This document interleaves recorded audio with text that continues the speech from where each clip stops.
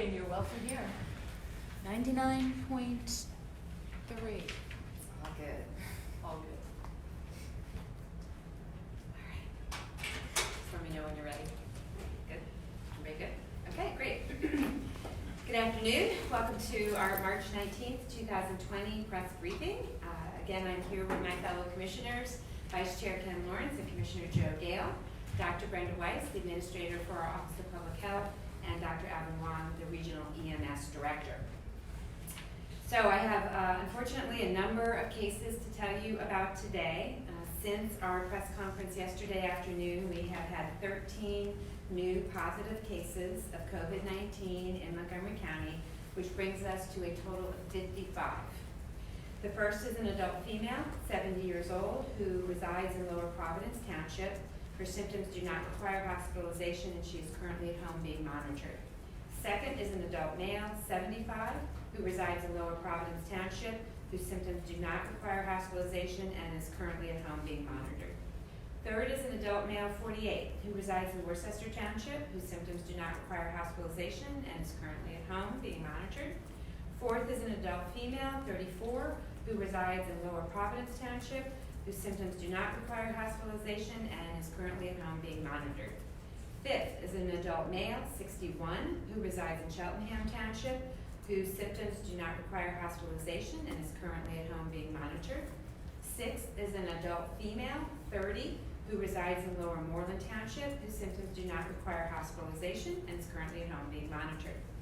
Seventh is an adult male, 72, who resides in Cheltenham. This individual is currently hospitalized.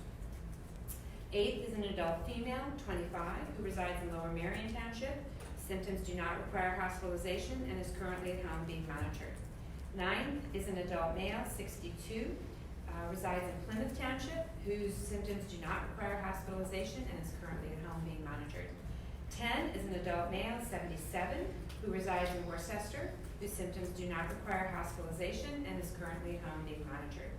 11 is an adult female, 37, who resides in East Norriton, whose symptoms do not require hospitalization and is currently at home being monitored.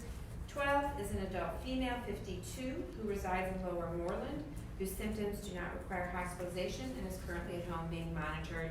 And 13 is an adult male, 23, who resides in Lower Moreland, whose symptoms do not require hospitalization and is currently at home being monitored.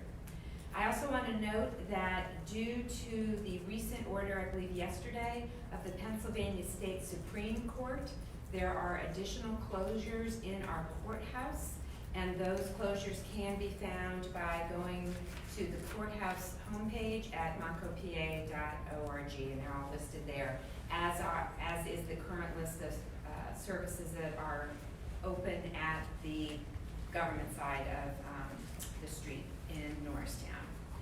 All right, I have information on our community-based testing site. As we have been communicating over the past several days, there has been not been widespread access to testing for COVID-19 in Montgomery County. County officials have been working closely with local, state, and federal partners to fill this gap and increase testing availability. On Saturday, March the 21st, 2020, at 10 a.m., a drive-through testing location will open at Temple University's Ambler campus in Upper Dublin Township. This site will provide testing by appointment only. There will not be any treatment conducted on site. Only individuals meeting one or more of the following 4 criteria will be eligible for testing. Number 1, fever at or above 100.4 degrees Fahrenheit and respiratory symptoms such as cough or shortness of breath. Or, number 2, temperature at or above 99.6 degrees Fahrenheit and that person is 65 years of age or older. Third, if you are a first responder, member of law enforcement, fire, EMS, or a dispatcher, and you have concern for exposure to a patient with suspected COVID-19 or respiratory symptoms, And fourth, you are a healthcare worker providing direct patient care, and testing is not available through your employer. If you're a healthcare worker, we want you to go through your employer if at all possible. It's important that you go to your occupational workforce site for that. But if for some reason that's not available, and you have concern for exposure to a patient with suspected COVID-19 or respiratory symptoms, we would see you at this site. Due to the limited number of tests available, tests will be reserved for the high-risk individuals described above. Criteria may be enhanced or relaxed based on future availability of tests. Testing site staff will conduct body temperature verification using non-contact infrared thermometers prior to administering COVID-19 tests. Individuals qualifying under requirements for age or first responder or healthcare worker status may be asked to provide proper identification. Individuals not meeting one of the above criteria or who lack this necessary documentation will be denied access to testing. The site will remain open 10 a.m. to 6 p.m. daily by appointment only, as testing supplies allow. Online registration will begin at 8 p.m. Friday, March 20th, 2020. A link to register will be available on www.montgomery.org/COVID-19, as well as the official Montgomery County government social media accounts. Individuals without access to the internet or who do not have an email address can call 610-631-3000 starting at 8 a.m. on Saturday to register for a testing appointment. Appointment times are automatically generated during the pre-registration process. Spots are limited per hour. Registration confirmation will be emailed to you and include instructions on what to bring with you for testing, testing site location address, and precautions to be taken upon arrival at the site. Each individual must complete a pre-registration form. If you arrive at the site and don't meet the criteria for testing, you will be disqualified for testing. Individuals are required to come directly to the testing site and return directly home when they leave the site. Individuals arriving for testing should enter the campus via the entrance on the 1400 block of East Butler Pike, Ambler, Pennsylvania, located approximately 100 feet northeast of the Community Ambulance Association of Ambler parking lot. Only enclosed passenger vehicles and small vans and trucks will be permitted to enter the queue. Large commercial vehicles and motorcycles are prohibited, as are pedestrians.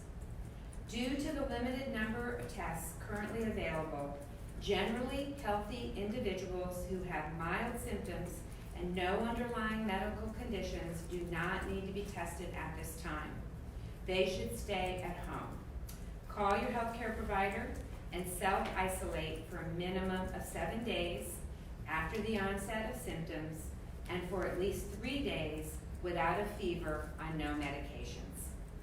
Since the treatment for COVID-19 is supportive care, the results of testing for these individuals will not change what they should do.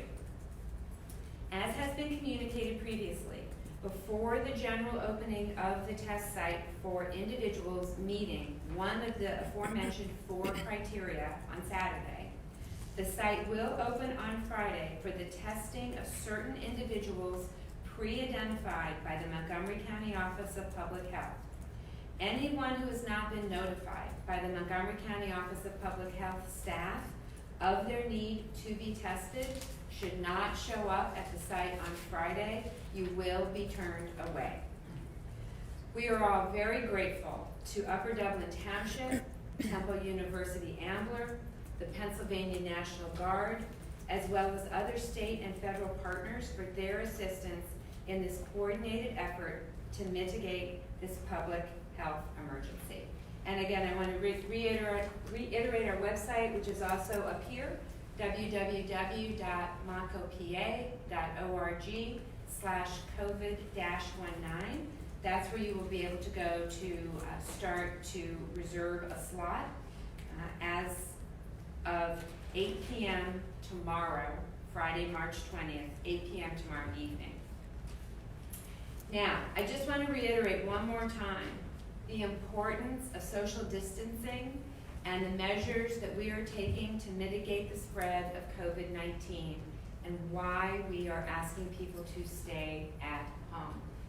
This is a chart, an updated chart. You saw this chart last week, but this is an updated chart of an individual who originally, while symptomatic, had contact with 66 other individuals. 6 of those became positive, so each of the red dots are positive individuals, and you can see how this has grown out. I will tell you that there is another layer beyond this layer. But this chart shows you this initial layer of exposures, and they total to 175 direct exposures that started with one individual at the center of this. So this is why we have been asking people to stay at home and to not enter out into the community unless you need to. It's okay to go grocery shopping. It's okay to go to the pharmacy and get your medications. It's okay to do those essential things. But plan carefully and try to limit those trips and do other activities outside. No problem at all being outside. Just stay distant from individuals that aren't in your household and really try to limit the trips to places of business where this is the way that exposure can spread. All right, with that, I'm going to turn over to Commissioner Ken Lawrence for some additional updates. Thank you. People continue to ask how can they help our most vulnerable population, so I want to share a little information on that. First and foremost, Your Way Home, our county agency is seeking donations for hoteling and or emergency renting for people experiencing homelessness as a result of the COVID-19 outbreak. We are trying to move 40 people out of our shelters into hotels to reduce the populations in shelters. And we need to raise $40,000 to do that. Donations can be made at www.yourwayhome.org.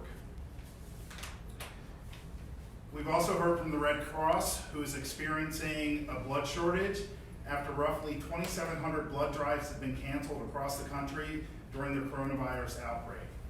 There are 86,000 fewer blood donations as a result of the cancellations.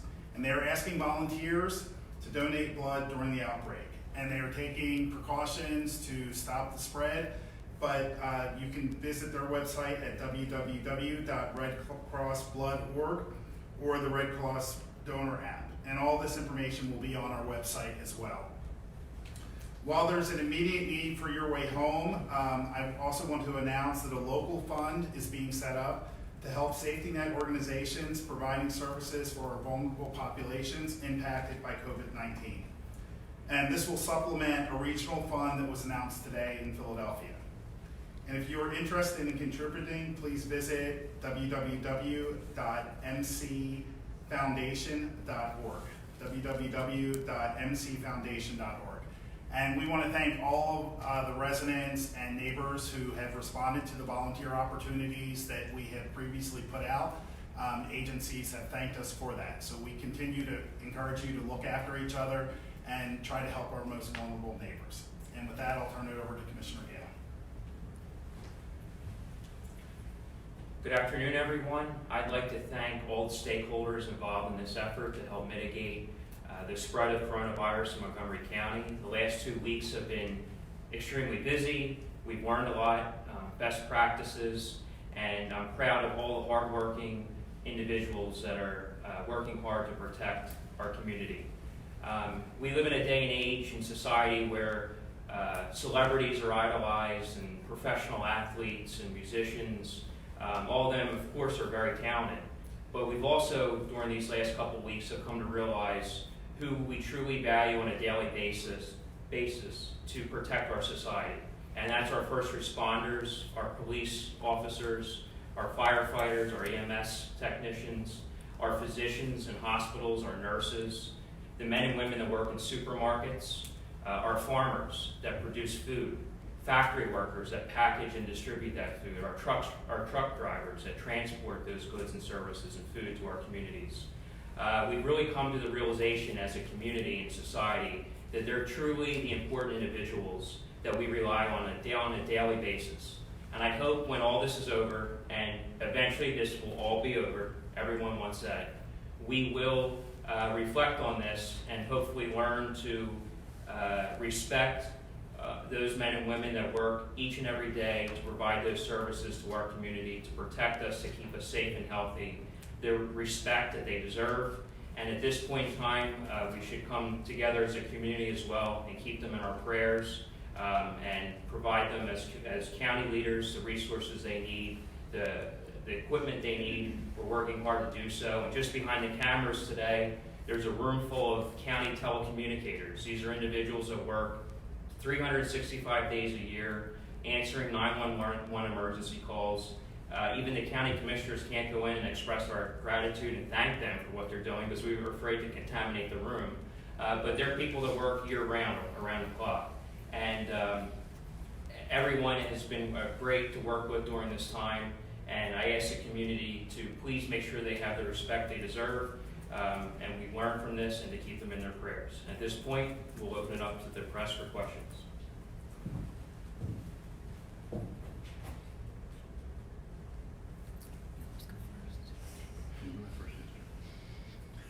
Okay, so I'll start. Okay, we'll see you tomorrow. I have a couple. One of the things that struck me from this news conference was the blood shortage, and do they have mechanisms to then test if a donor is positive? I'm not able to answer that. Okay, so how do we go and do that?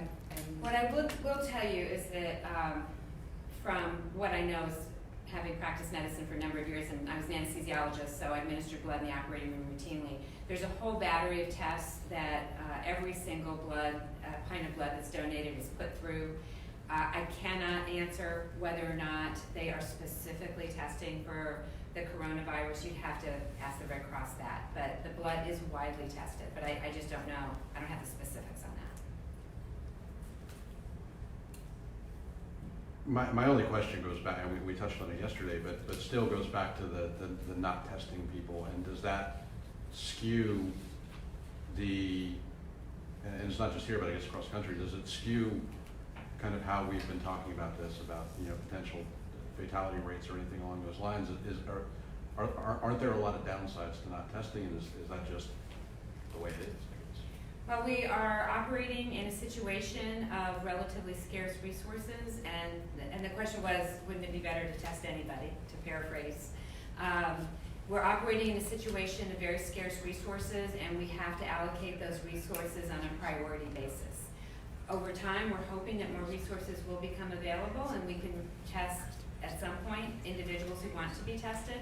We are not there yet, so we have to use our resources, which are extremely valuable right now. We have to use each one of those resources in the way that we believe is the most productive today. So that's what we're doing. In a press conference today out of Washington, D.C., a completely different story was told, that there are plenty of, that they're not hearing what you're saying, that what they're hearing is there are tests, there are masks, there's equipment available. Well, all I can tell you is what I've been telling you for the last 12 days here in Montgomery County, is that testing is definitely not widely available here in Montgomery County, and we have been communicating needs around personal protective equipment and testing up to federal authorities. I personally was on a call with federal authorities last week expressing our need to be able to do more testing. does that need of protective equipment extend to our local hospitals here in Montgomery County or throughout the area? I think that there's, everyone would like to have more personal protective equipment if they could. There is a great mechanism for the hospitals to convey their unmet needs, which is through HAP, the Hospital and Health System Association of Pennsylvania. We're urging all of our hospitals to make those unmet needs known to HAP. Then if HAP is unable to meet that particular need with supplies that they have access to, then they contact Director Sullivan here at the county in our public safety office, and we work with them to try to get that need met if possible. And to be clear, you've said the past couple of days that there are nobody's run out. There are no shortages that are dire. Does that still stand, or? I don't believe that anyone has run out. I don't want to characterize the amount of supplies that they have left. I believe that every hospital has some amount of supplies. That's all I can say about that. Are you hearing about any kind of drain on resources? You know, during snowstorms, people call 911 for things they perhaps should not. Are people calling 911 because they feel like they have symptoms, and then county ambulance squads are being sent out for people that may not? Are we hearing that this could be a concern on county resources here? People who think they have it, people who don't have it? Most people are calling our public information line up here, which is 610-631-3000, and that's where we would like people to call who have any questions. We've received a lot of questions like that here and at our Office of Public Health. Either place is fine to call. I'm not aware that there have been a lot of ambulances dispatched out for those reasons. I want to reiterate, I think we talked about this a long time ago, that our telecommunicators were prepped and trained how to screen callers for symptoms of COVID-19 when people are calling in. And part of why they're doing that is so that they can alert whoever is responding to put on personal protective equipment, that there may be an individual on the other end of that call who has the symptoms of it, so that they go in prepared. But I've not gotten any sense that people are calling without good reason. And we've really reiterated here that if you have mild symptoms and you're a relatively healthy person, feel free to call your doctor, but just sit tight at home. 80% of people are going to be just fine. If you have a little more serious symptoms, your breathing's a little bit difficult, you definitely call your doctor or call your provider or local hospital and just check in with them and see what they say and follow their directions. But if you have life-threatening symptoms, that's when you should call 911. You also mentioned the National Guard. That leads us to believe that that site in Upper Dublin is going to be heavily guarded. You'll have a swift security. Actually, the National Guard is assisting us with a medical unit to actually perform the testing there. So I did mention yesterday that the standing up of this site would not impact any of our local resources. So it is actually the National Guard coming in with a medical unit to conduct the testing, and they're bringing their own supplies. And security? The security is it's a unified command situation, so there'll be some security from the local police, some from our public safety department. I don't know, is the National Guard actually doing any security? No, I didn't think so. So the security will be handled here locally. We've heard about these. Can you kind of, and you talked about how to qualify for it, but once you get there, can you kind of talk about what people can expect? Sure. They'll be met at kind of a registration desk, and they'll identity will be confirmed. They'll be confirmed that they have an appointment, and they'll be asked some information, including insurance if they have it. Actually, I think maybe that's filled in on the registration form. I did get a clear answer that if an individual does not have insurance, they will not be charged. The federal government is going to cover that cost of testing. So all that information will be verified, and their temperature will be checked. And then, assuming that they do indeed have a temperature or they qualify in one of these other ways, then they will move on through the system. No one will get out of their car. They'll just be driven from station to station. One of those stations will have the individuals that will actually do the swabbing, and it's a nasal swab and a throat swab, pretty straightforward, and then they will exit, and we would like them to go straight back home. And you mentioned there are only so many an hour. Do you have an idea how many are available? We don't yet, just because we're going to see how it actually goes. You know, you sort of game these things out on paper, but we don't want to say how many an hour till we've actually had a chance to run it through and get the kinks out and make the process as efficient as possible. So I should be able to give you a sense of that by Monday, let's say, after we've been up for a couple days and had a better sense of how this goes. I just wondered if you have like a ballpark idea of how many. I really don't at this point. Okay. There